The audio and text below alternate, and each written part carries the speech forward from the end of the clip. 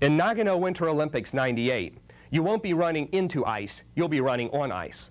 This gives us the opportunity to set up the biggest understatement in the history of mankind.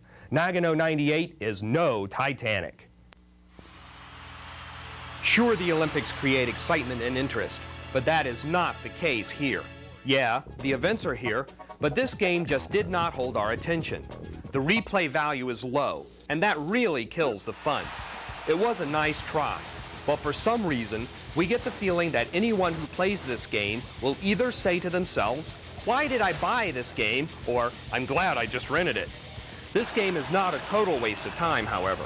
You can have some fun at some of the events if you can figure out how to push the buttons at the right time. The events to compete in include a fast bobsled run, a death-defying mid-air ski jump, a lightning slick luge run, and curling. That's the game that's sort of like shuffleboard, but uses 3 people to play. 1 to push the disc and 2 to brush a path. For those of you who are old enough to remember the arcade classic Track and Field, this game uses the same type of button pressing action. So depending on how good you are at repetitive button pressing, you will get frustrated or you will do well at the various events.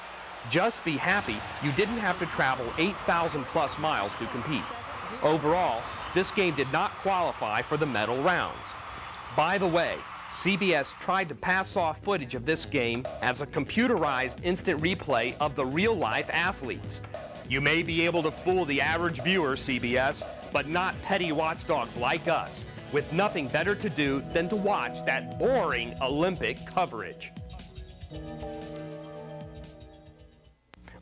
Too bad, Konami, but is there another sports game that can make up for the loss? Let's try NHL Breakaway '98.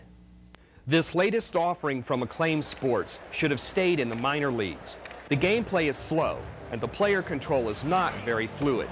This game does have variable player sizes, so the defensemen are big and the wingers are skinnier and able to quote-unquote fly down the wing and rifle a shot at the opposing goalie.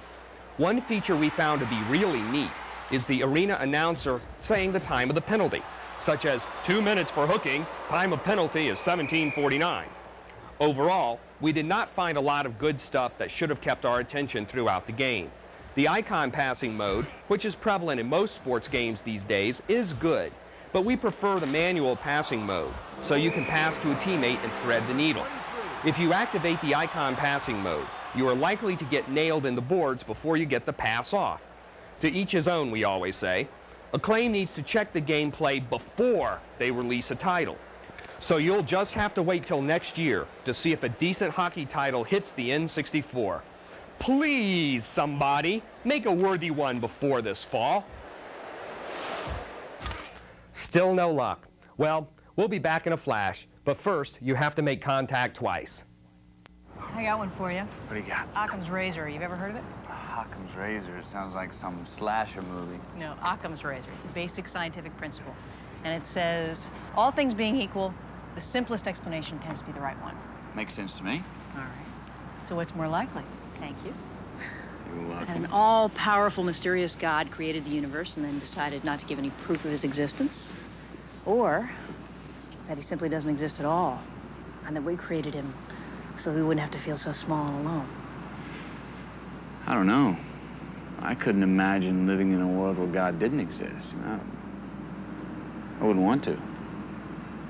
How do you know you're not deluding yourself?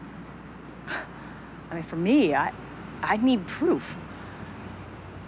Proof. Did you love your father?